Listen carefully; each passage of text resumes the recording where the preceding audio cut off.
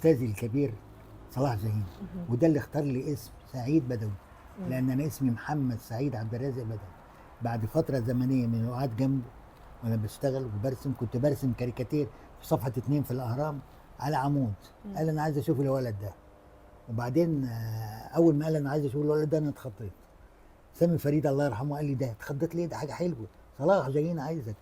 قلت له اصل لما بينزل شغله عندي في المطبعه بقعد انقله وارسمه مره واثنين و10 و20 وابقى فرحان بيه. قال لي لا هو لما طلبك يبقى حاجه كويسه. قلت له طيب، اداني تليفون ورحت له. ورحت له بقى ومعايا شنطه فيها بقى شغل بتاع كليه الفنون بقى ومبسوط بيه. وانا بفتح الشنطه راح ساحب ورقه. قال لي انت خريج حاجه؟ بص لي كده قال لي انت خريج حاجه؟ قلت له خريج فنون تطبيقيه. قال لي فنون تطبيقيه؟ انا هشد ودنك. قلت له ليه يا فندم؟ في ايه؟ قال لي ده راسم ده ليه؟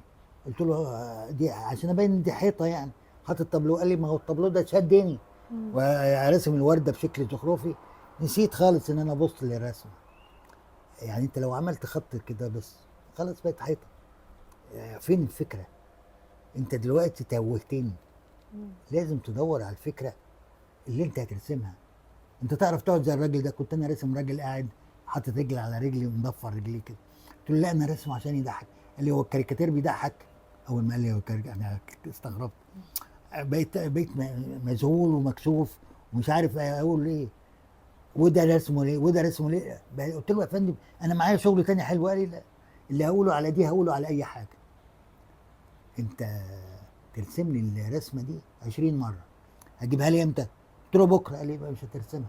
طبعا كان على ايامنا من 40 45 سنه. هو كان قصده يعني ايه ترسم الرسمه 20 مره؟ ايوه، يعني تفكر الراجل اللي قاعد ده وهو واقف شكله ايه، وهو اه بيجري ازاي، هو نفس الراجل وحاطط رجل على رجل وهو ماشي وهو راكب عجله بكذا وضع نفس الكاركتر. اه ما كنتش فاهم انا يعني ايه كادر، يعني ايه ترسم الشخصيه دي في كذا لقطه. ما كنتش فاهم. قلت له هجيبها لك بكره. قال لي مش ترسمها. فهمني بقى. قال لي يعني ترسمه وهو واقف، هو بيجري وهو ماشي وهو بيكلم الست دي وهو قاعد وهو نايم قلت له اه حاضر. هتجيبها امتى؟ قلت له مش عارف.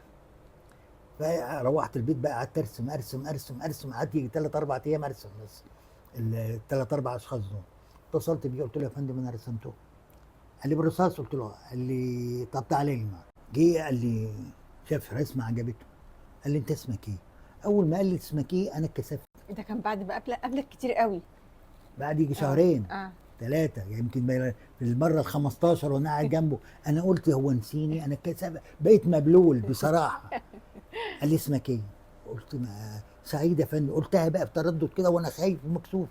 سعيد. وانا اقول لك ازاي واحد انا مش عايز سعيد. يطلعها. قال لي بقول لك اسمك ايه؟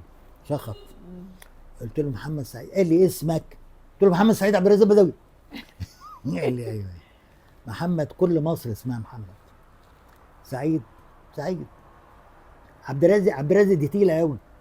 عبد الرازق بدوي قاعد يطبل على المكتب بتاعه، مكتب اسود كده كبير 1.5 متر المكتب. سعيد بدوي. اول ما طبطب واول ما عمل رقص كده انا انبسطت. ويعني الخضه بتاعتي اه والكسوف بتاعي راح. قلت له ايوه يا فندم. قال لي امضي سعيد بدوي. قلت له حاضر حاضر. ومن ساعتها اتعرفت باسم سعيد بدوي. بقيت امضي سعيد بدوي. كنت بمضي سعيد بس.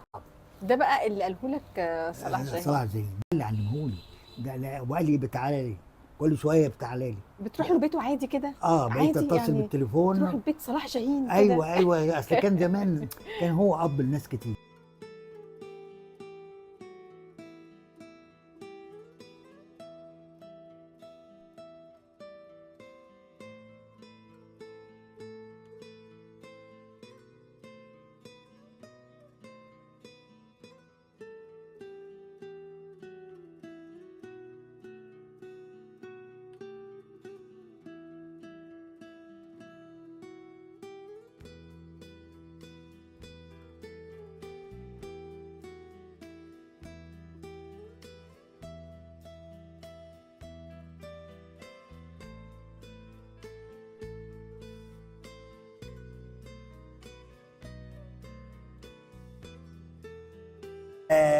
اخر الشارع ده كان حسن حاكم قصاد الفرن، لكن ورايا كان عزت العلايلي، وعند نادي التوفيقيه كان صلاح السعداني واسره السعداني، دول لما كنا بنتقابل صدفه طبعا. دي كانت مجموعه ظريفه جدا.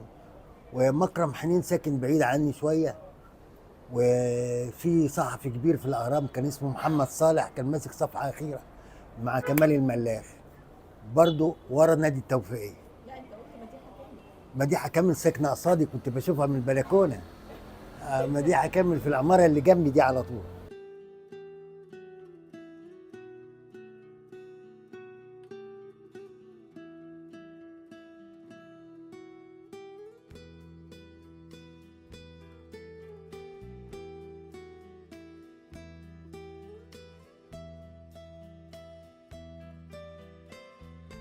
هو بعد وفاة ماما دخل سنة تقريبا في اكتئاب، عياط مستمر، يعني ما كانش قادر يخرج من الموضوع ده.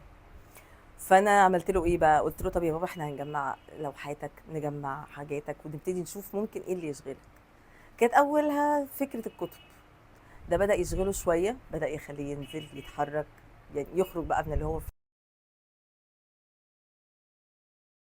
فكرة بقى انه يعمل معارض والحاجات دي. طبعا دي بقى اللي شغلت وقته، اللي خرجته بقى من كل اللي هو فيه، اللي خلته كمان لو هو تعبان هيحاول بقى يظبط الموضوع شويه. لا اول معرض كان كام سنه؟ اول معرض خاص بيا لوحدي كان آه. عندي 80 سنه. 80 سنه يعني 80 سنه. اه يعني انا يعني ابتدأت حياتي بعد ال60. ابتدأت اعمل كتب للاطفال بعد ال60. ابتدأت اتشهر واحس بعبق الفن وجمال الفن واحساسي بالفن بعد ال60. بعد ال60 هي بداية حياتي. يعني عشان كده انا بقول للناس الحياة بكرة، وتملي رسالتي ان بكرة احلى وبكرة اجمل. لدرجة ان احفادي بيسألوني، بيقول لي جايب التفاؤل ده منين؟ ازاي يا جدو كده؟ اقول لهم امبارح مش هيتغير، امبارح خلص مش هيرجع. النهارده تمتع بقى يا ابني وانبسط بيه، ده بتاعك النهارده. عيش لحظتك وثق ان بكره مش بتاعك، ده بتاع ربنا. وربنا عمره ما هيجيب لك حاجه وحشه، ربنا هيجيب لك الحلو. فعشان كده بقول بكره احلى.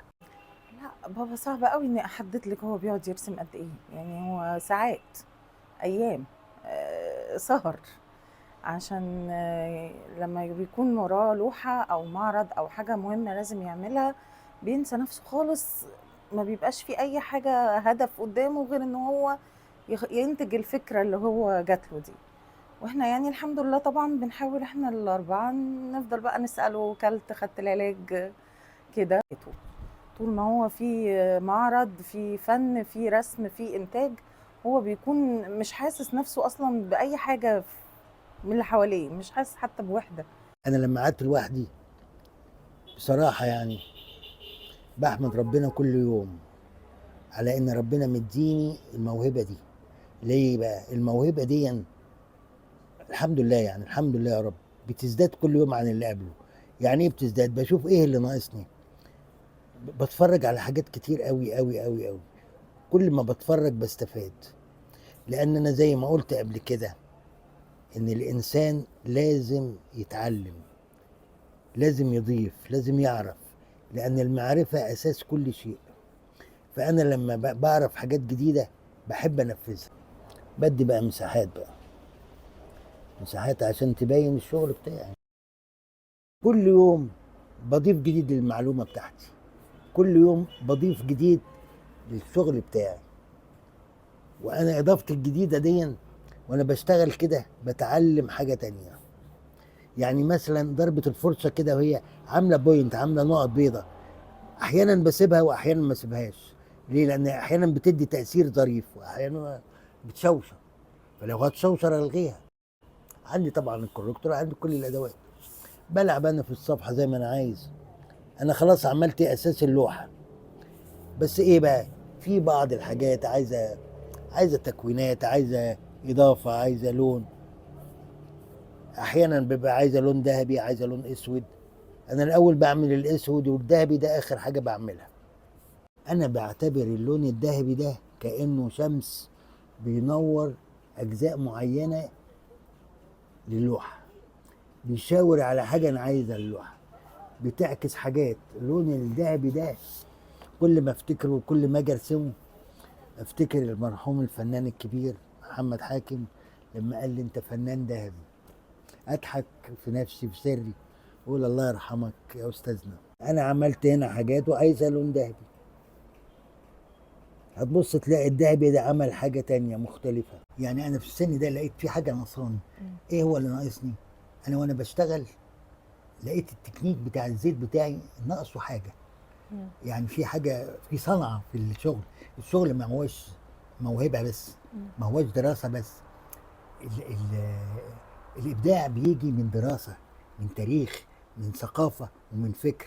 الدراسه دي بتاع التكنيك الزيت كانت ناقصاني، فالتحقت بكليه الفنون القسم الحر. انا اتعلمت من الحياه 3 حاجات: ان تعمل لان العلم، ان تعمل لان عمل. العمل اساس الحياه، والعمل هو اللي يخليك بتحس انك عايش.